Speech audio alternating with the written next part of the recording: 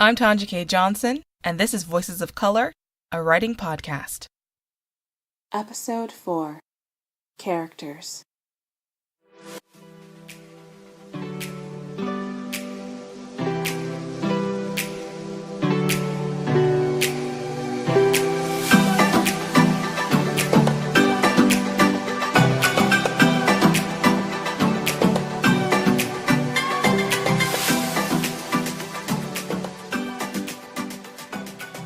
This is Voices of Color, a writing podcast.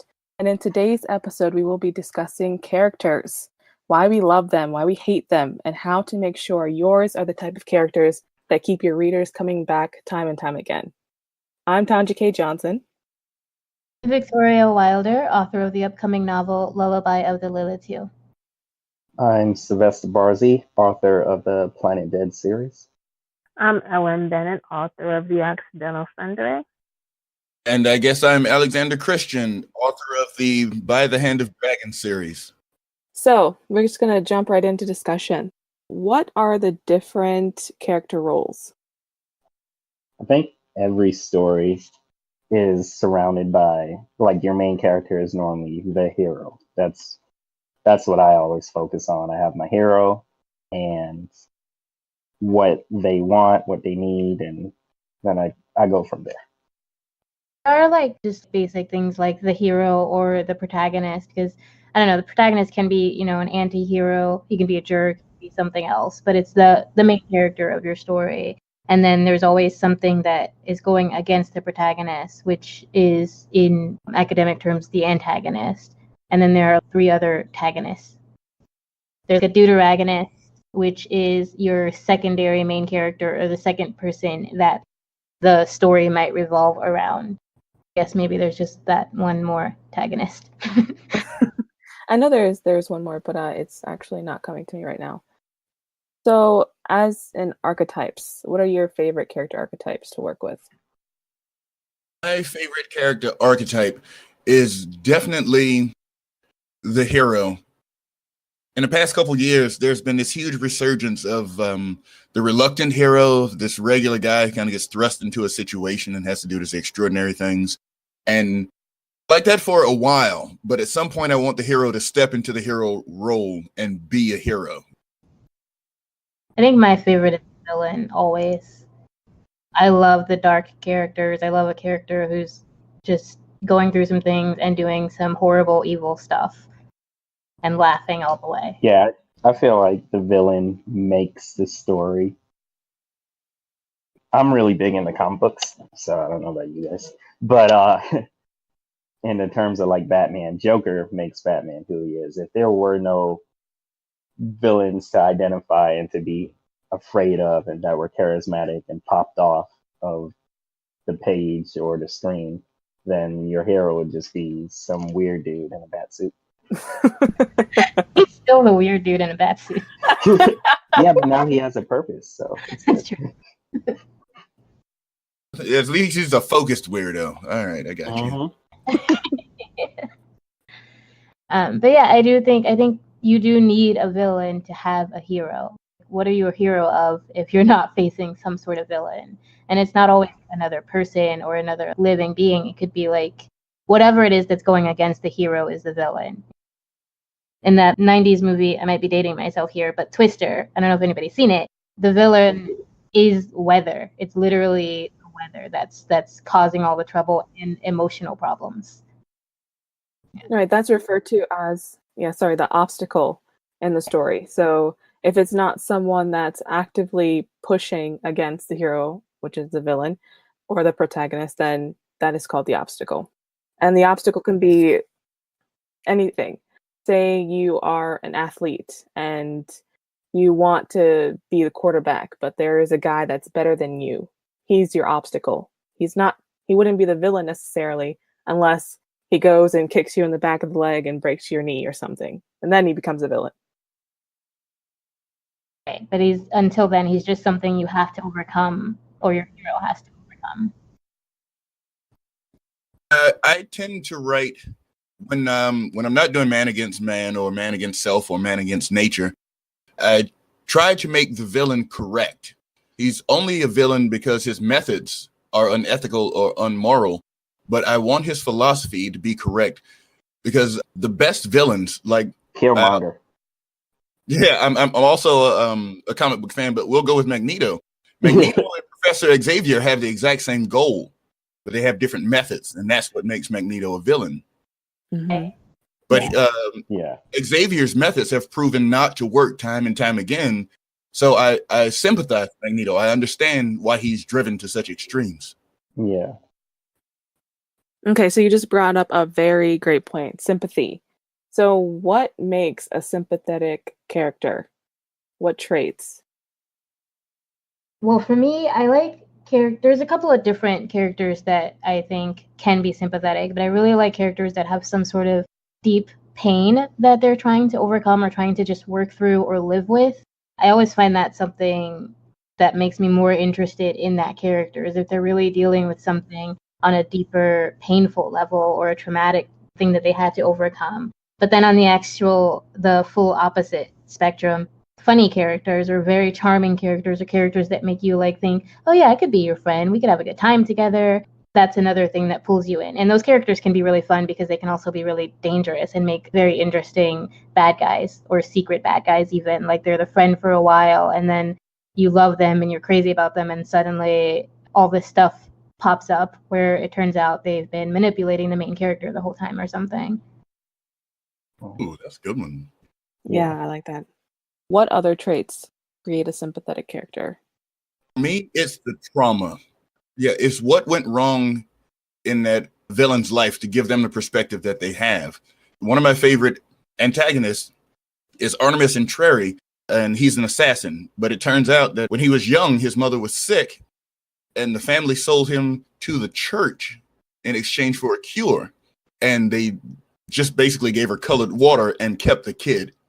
So his his perspective of right and wrong had been warped at a very early age. So for all the horrible things he do, there's a part of you that understands why he sees the world that way. Okay. Okay, so you're talking about going into the backstory and the trauma to understand the character. So what about when you start before that point? And what if the author doesn't go into the backstory? What other parts of trauma coming up through the character's being or personality make you sympathetic towards them? Physical handicapped or a scar or being disfigured, just being bullied or unattractive. When the villains speak, they give you so much backstory just in the way they talk. You know what I mean? Sometimes, like if it's a prince and they were never told no, you understand that this person just doesn't have a firm grasp on what the real world is. As far as sympathy goes, I feel like as long as the character, whether it be the villain or the hero, is based somewhat in the real world, like there's something real about them, you grow to have sympathy for the character, even if you don't know their backstory. Like if you have a character and you can display that they're alone and isolated due to whatever reason, it could be them in a cave, it could be them just sitting by themselves at a lunch table. Human beings sometimes just connect to something like that because it's an experience that we've either had in our life or we've feared having in our life. So those are the type of things that I feel like just make me sympathize with the character. Yeah, along kind of similar lines, I think having an unfilled need because everyone has been at that point where they've needed something that they couldn't have or that they needed something that was just going to be super, super hard to get. And I think that's the main thing that makes most main characters and villains compelling is that they need something and they have to overcome this whole storyline to get to whatever it is they need. And they may not even know what they need at first, but their behavior and like what they say and how they exist and interact with the world around them kind of shows that they're lacking something and they have this need that they're part of them is reaching out to. And I guess if it's really well done, you can feel that coming through the character. Yeah. For me, it's definitely when the character has flaws, which we kind of touched on with the trauma.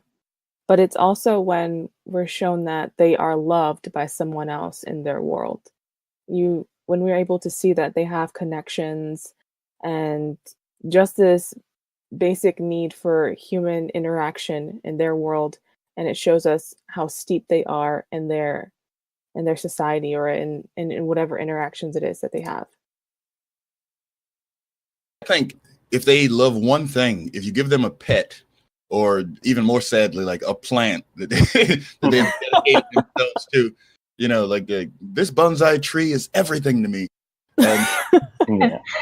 get a perspective of them. No, Wow, this person is really alone. Yeah.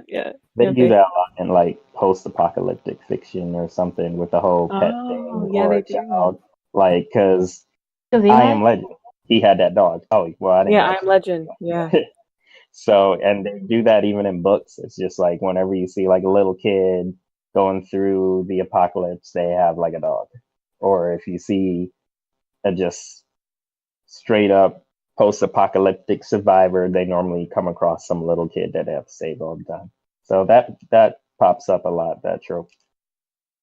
And if it's not post-apocalyptic, they do things like if you're in a town that's dying or sad because the coal factory shut down or something, there's like a kid with a teddy bear. There's always kids with teddy bears, and it's like it instantly speaks to your heart, like speaks to your connection to childhood, and you're like, I love that kid, or I love whoever's gonna take care of that kid.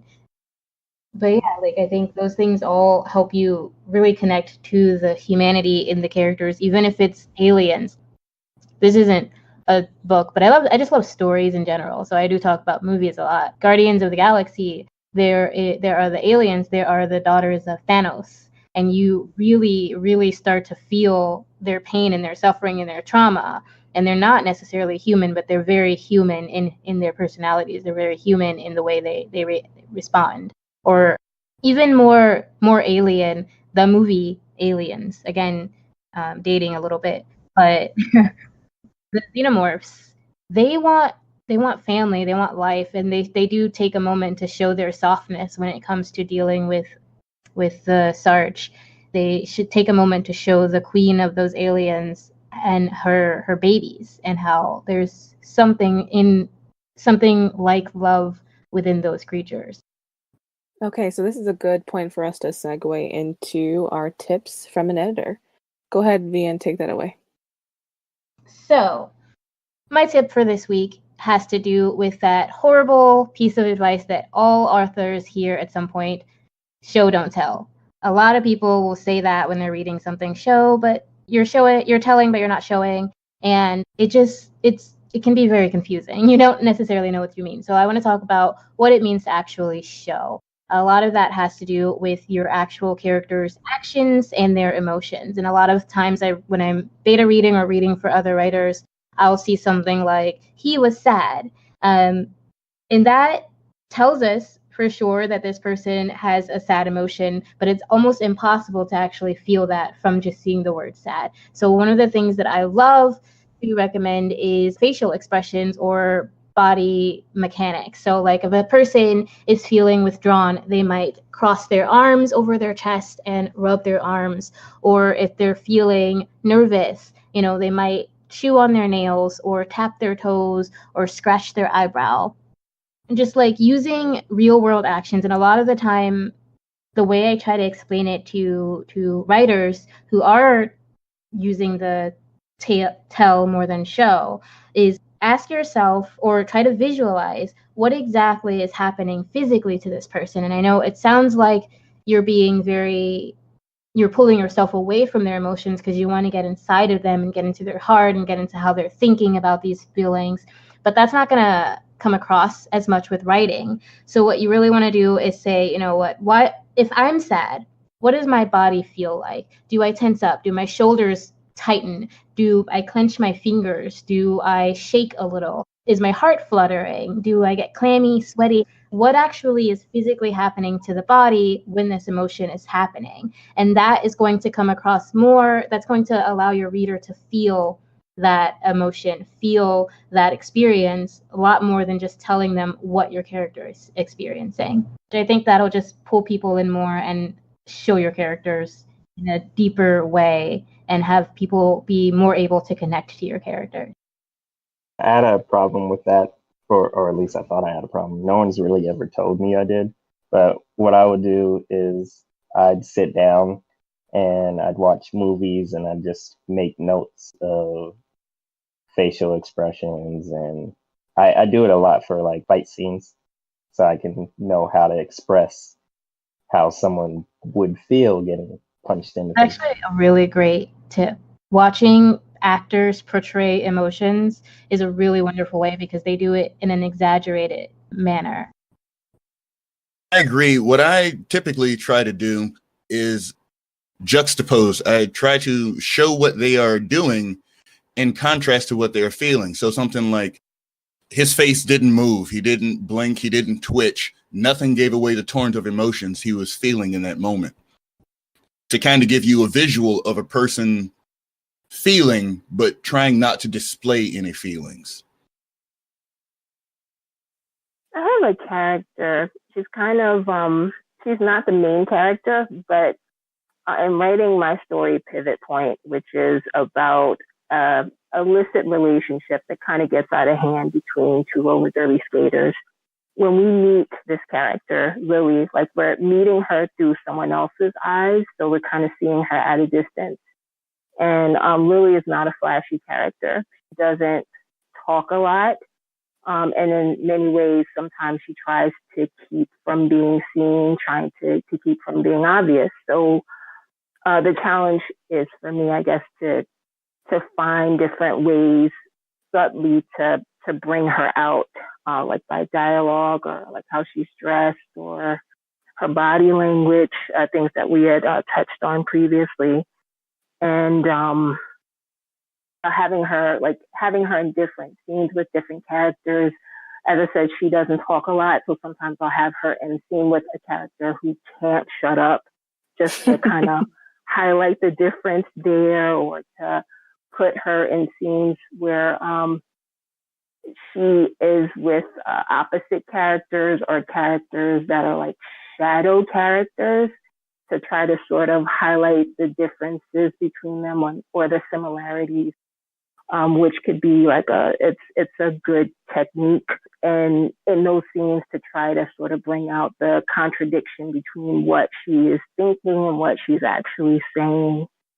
And the challenges for me, and I'm still learning, I'm still studying all of this stuff. The challenges for me is to try to figure out when to lean into that and like when to pull back from it, so as to not overwhelm the reader and say, oh, look, this is a deep and dark character who has some hidden thing that she's dying to tell somebody, and she's not really dying to tell anybody. So she's my favorite character. And like I said, she's not even the main character. It's just there's something about her that kind of draws me in. When you guys get to meet her, I hope you feel the same way. That's it. I'm excited too. So when is this going to be released? I am shooting for next year. Next year. God willing, next year. I don't know. I'm kind of a lazy writer, like I said. So the next question I had for you guys is, how do you create or craft a strong character? What traits, what attributes do you endow onto them to make them really pop on the page?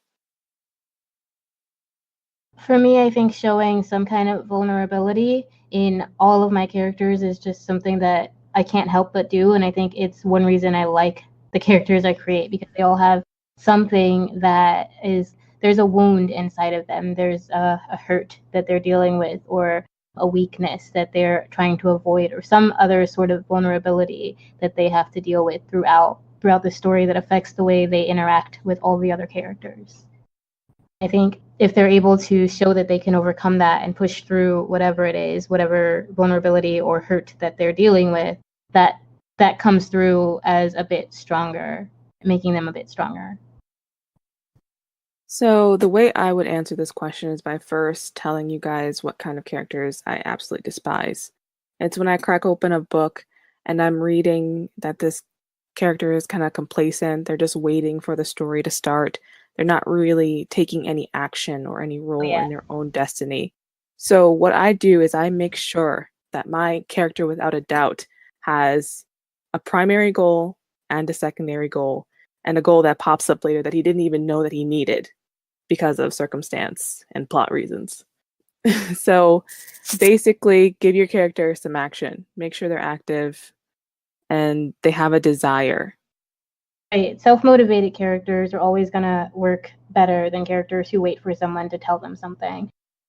I do think this can be done in a way where it's, and I probably just say this because of my own character, where she starts in Lullaby, she starts off kind of just taking what's given to her and taking direction from her father and doing what she's told, and then she starts realizing that, you know, this isn't me, something's wrong here, I have to figure out how to stop this and how to change what's going on. And then she starts really trying to make everything, after she starts realizing things are out of place, is her choice. And she's like, I think, especially with your main character has to create the plot. Your main character has to, their choices, their responses to whatever is happening around them has to be what moves your story along. And that's what will keep them strong. If they're just letting the story pull them through the plot, then they're not going to be very interesting.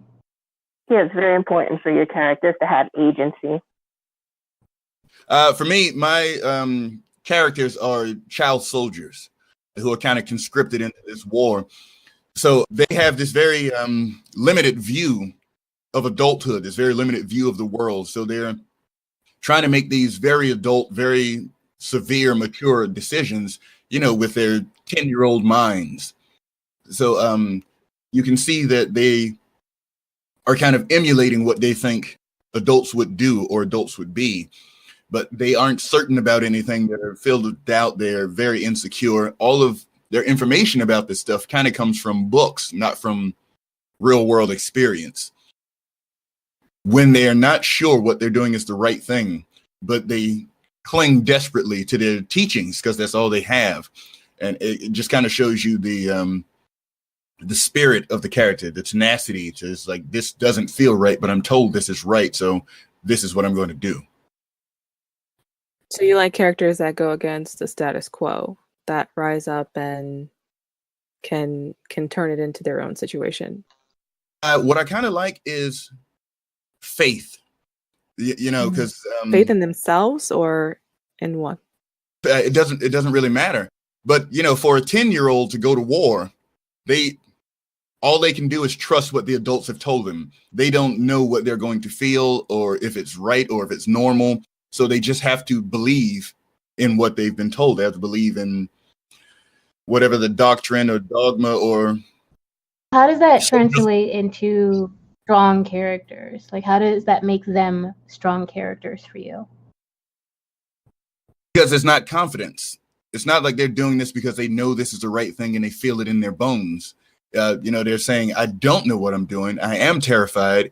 And all I can do is cling even more tightly to my belief in the people who told me this is what I should do. Kind of like believe in what can't be proven. I guess it's subjective in this way. And I love that. I love how every different author has these different ideas of what makes a strong character, because I think in my head, that's the opposite. Like in my head, a character who is just going to do what they're told and has full faith in what someone else is saying and just clings to that faith is a character that if I was writing that character, I would be writing to break them, to break their faith and to break those beliefs and bring them into their own choices and bring them into their own created beliefs. And if they go back and say, you know, I now have faith in this person because I broke away and learned all these new things, then I personally would feel that they've gotten stronger in that way. But yeah, it's totally subjective. It's totally like just what you feel is a strong character. I absolutely agree. And the evolution of the characters is the coming realization that everything I was told is not true. Everything that I believe is not correct. And now I'm lost because everything I know turned out to not be real or not be true. And now I have to find my own way.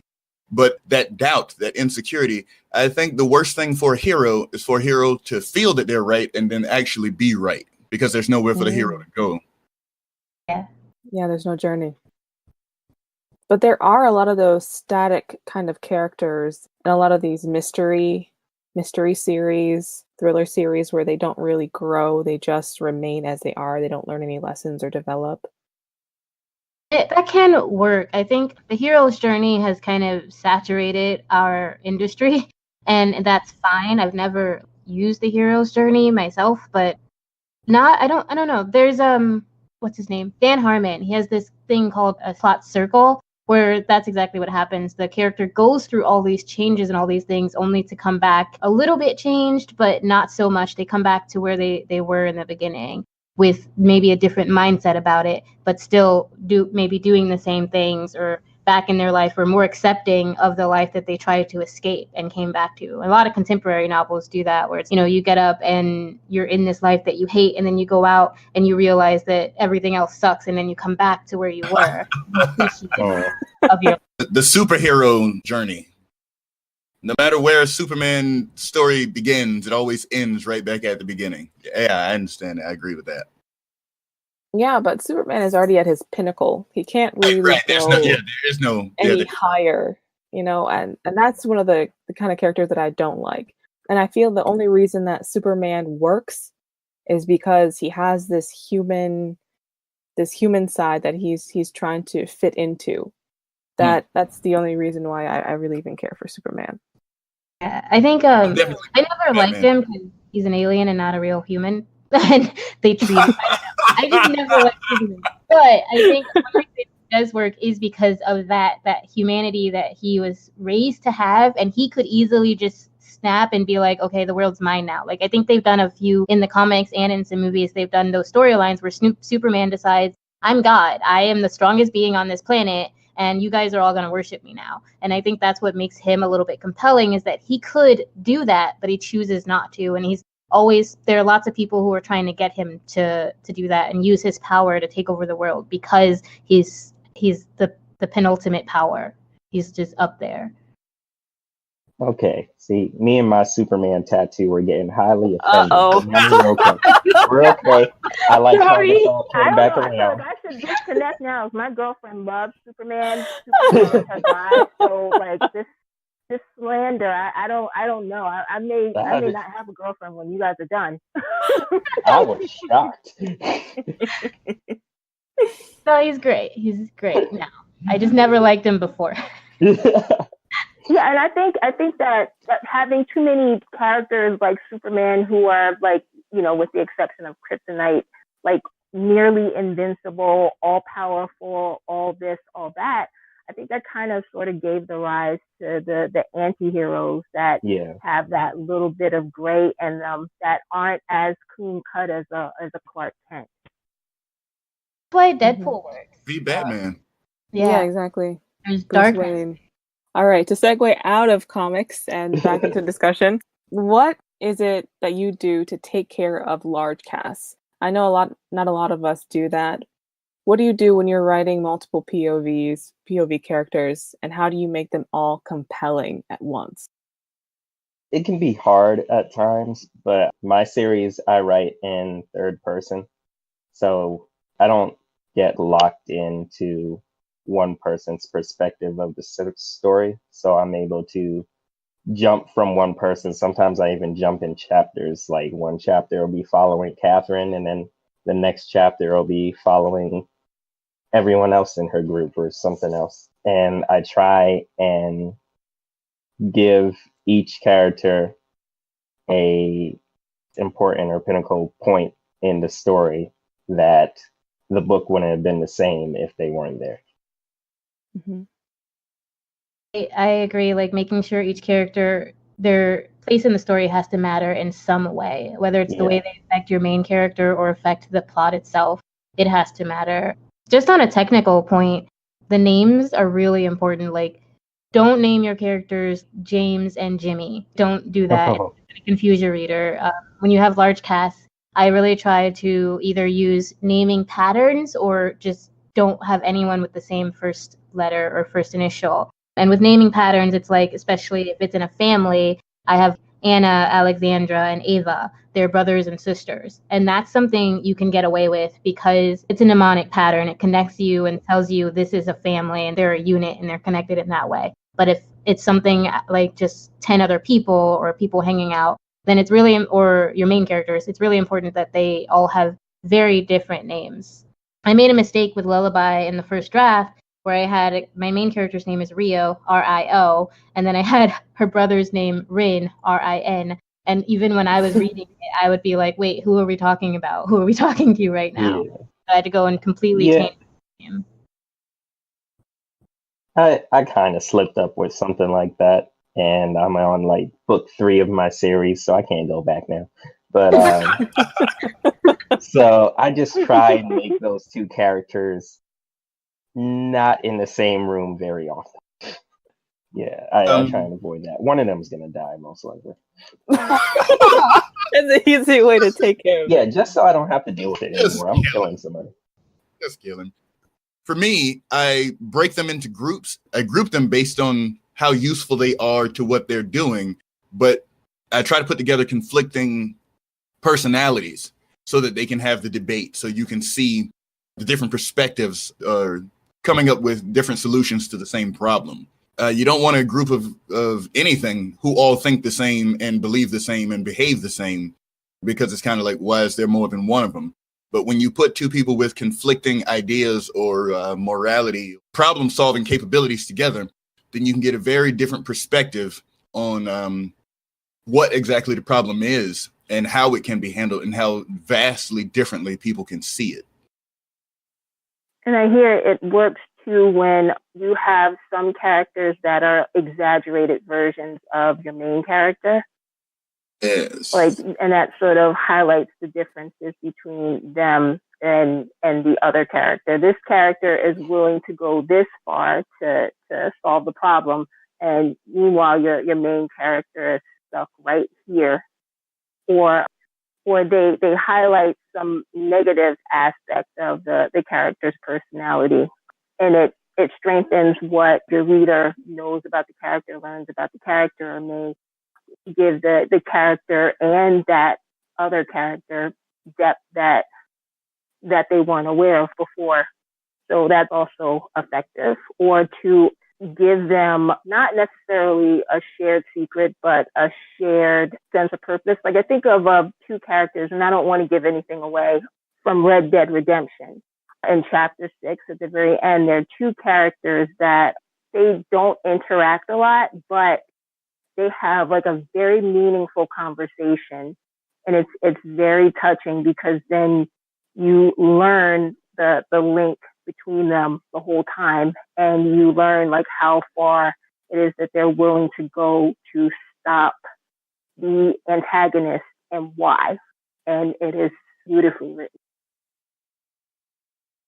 Just one more thing that I think is amazing, and it's another, I guess, it's a tool, the character Bible. I love having a Bible where it's like I fully flesh out each of my characters. I figure out as much as I can about them. And as I write and as I rewrite, I can go back and change things. It's not going to be the same forever. But having something that I can go back and reference as I'm writing instead of trying to keep it all in my head is life-saving. And I think everyone should use it if they have a large cast. Just have something for each character where you can go back, you have like images, you have maybe quotes from within the book so you can keep an idea of how they talk, keep an idea of their different voices. That's also important, like making sure each character has his or her own voice, has his or her own speech mannerisms, each behavioral mannerisms, like one character that always twirls her hair or one character that's always picking at her fingernails, like things that make this character a fully fledged person with specific tics and specific behaviors. And then you can have like a list of all that somewhere to go back to, especially in a series, because that stuff just gets lost. I forget everything. Absolutely love that. There are a lot of people who dread doing a character sheet or a backstory or any of that kind of stuff. I love that stuff. If I write a 10,000 word piece like I'm doing for this anthology, I'll probably have just 5,000 words somewhere completely else of height, weight, hair color, eye color, accents, where they're from, how they speak differently. Just filling in the world like that is fun for me. Too, yeah. It's what makes the story for me. The characters and their history and their life is what makes it all come alive. All right, guys, we are actually over time. I know we could sit here and talk about characters probably for another 30, 45 minutes, but it's sadly time to wrap up the episode. So any closing thoughts really quickly? Anything you're burning to get off your chest about characters? Just, I guess, for anyone who's out there listening and who wants to figure out how to make characters, in your first draft, don't worry as much about it. Do everything that you can to make them likable for you. And then later on, if there are things that need to be changed, things that need to be fleshed out, then deal with that. But if you do, like with the story Bible, if you want to try to get every single detail about your character right the first time, you're going to slow yourself down and you're going to frustrate yourself. So just let yourself flow the first draft, let yourself just go through it, and then later you can come back and fix anything and add anything that needs to be changed. All right, I have a bit of homework for our listeners. Take one of your characters, one of your side characters actually, and turn them either into a protagonist or an antagonist. And go through that process of giving them all of the things that they need to be fully realized. You can share that with us on our website at thevoicesofcolor.com or on our Facebook page. That's all that we have for you guys today. Thank you for listening.